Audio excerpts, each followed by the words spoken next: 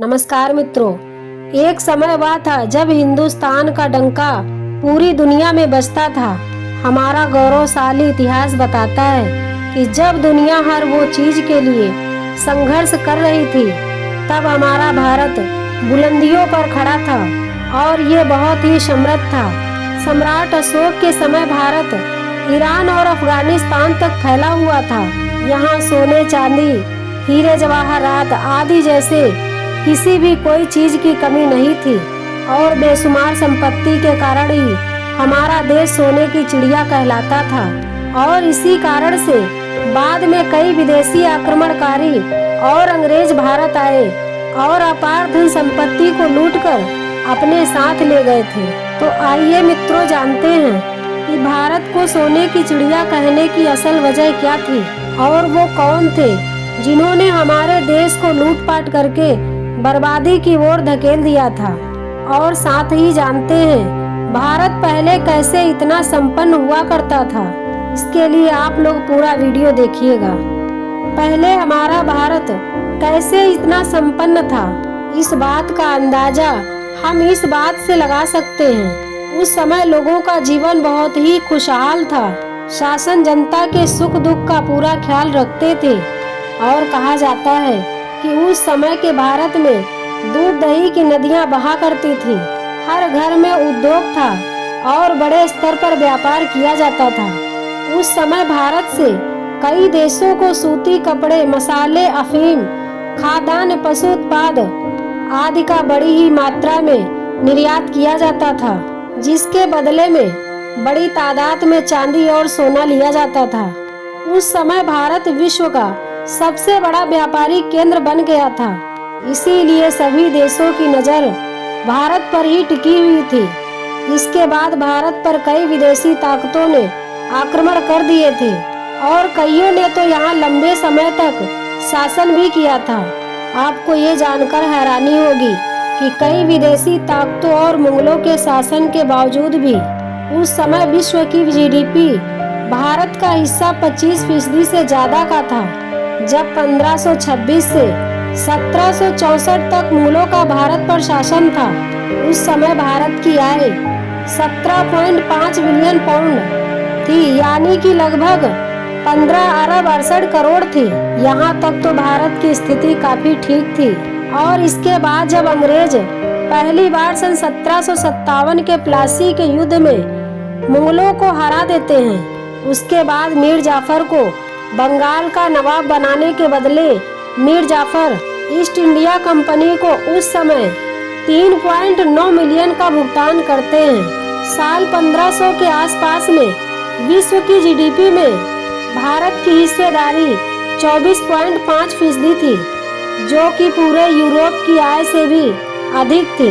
और कहा जाता है कि वह समय ऐसा भी था जब हर घर में उद्योग था, यानी कि हर किसी के पास अपना हुनर था। और इसी कारण से भारत के हर घर में इतना सोना हुआ करता था जितना कि दुनिया के किसी भी देश के किसी भी घर में नहीं हुआ करता था। इसको समझने के लिए भारत के दक्षिण के पद्मनाभ स्वामी मंदिर का उदाहरण काफी है। इस मंदिर में से कुल 6 तहखानों में से 5 तहखानों में से मिले खजाने की कीमत 2 लाख करोड़ है। इससे भी हम जान सकते हैं कि उस समय भारत कितना अमीर था।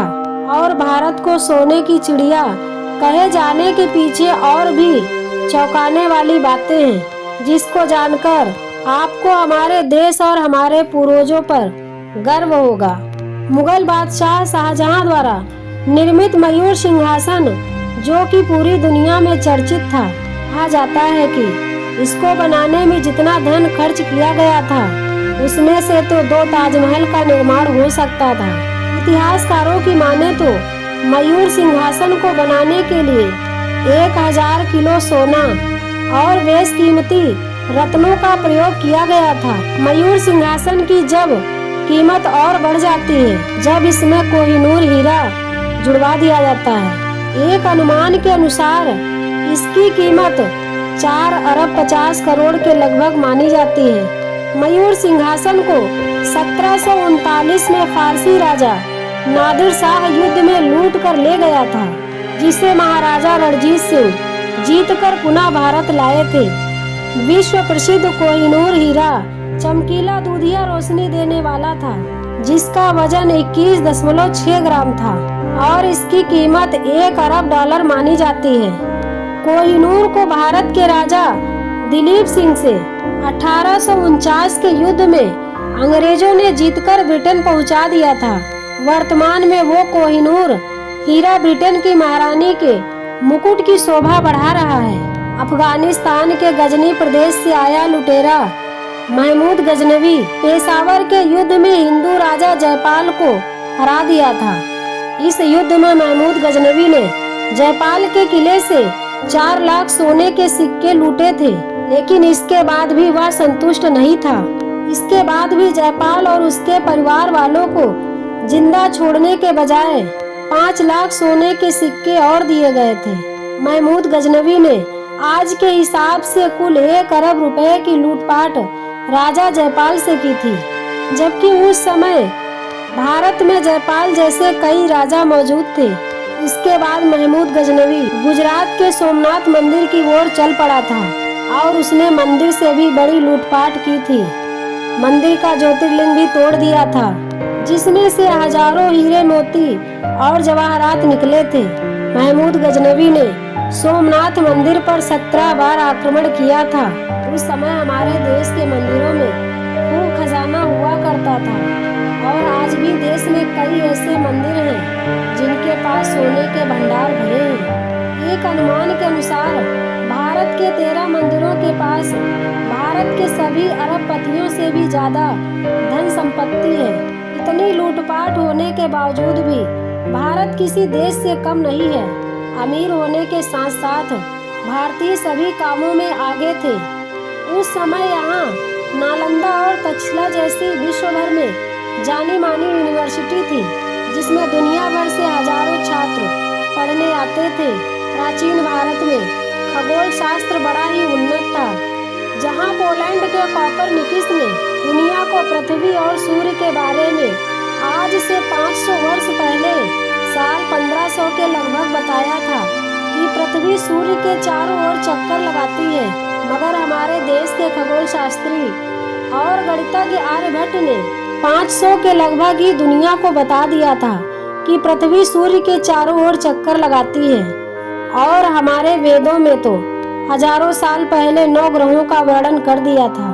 दरअसल उस समय का विज्ञान बड़ा ही लाजवाब था। ज्ञान विज्ञान की यहाँ कोई भी कमी नहीं थी।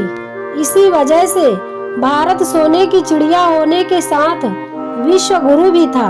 अब हमें यह भी जानना जरूरी है कि भारत के पास जब सब कुछ था तो वह आज भारत के बेशुमार धन दौलत कहाँ चली गई? क्यों अन्य देश भारत देश से आगे हैं? उस समय भारतीय संपन्न होने के साथ साथ बड़े ही धार्मिक हुआ करते थे और लोगों की भलाई करने में बड़ा ही विश्वास रखते थे। साथ ही साथ घर आए मेहमान को भगवान के बराबर समझते थे और यही नीति आगे चलकर बर्बादी का कारण बन जाती है। लोगों ने इसी स्वभाव का फायदा उठाकर हमारे देश पर बार बार आक्रमण करना शुरू कर दिया था और यहाँ की धन दौलत को लूटकर अपने देश ले गए।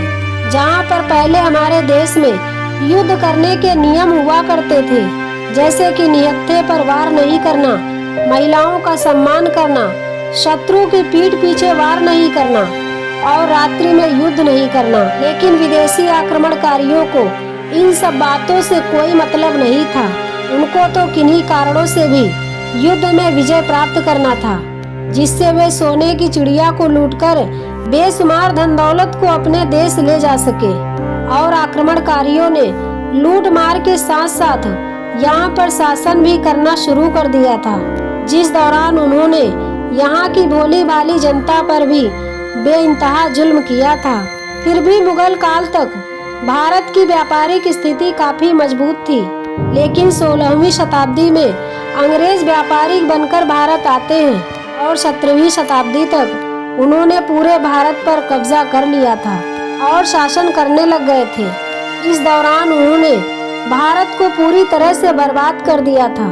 एक जानकारी के अनुसार अंग्रेजों ने 1765 से 1938 के बीच कुछ 45 बिलियन डॉलर खजाना लूटा था।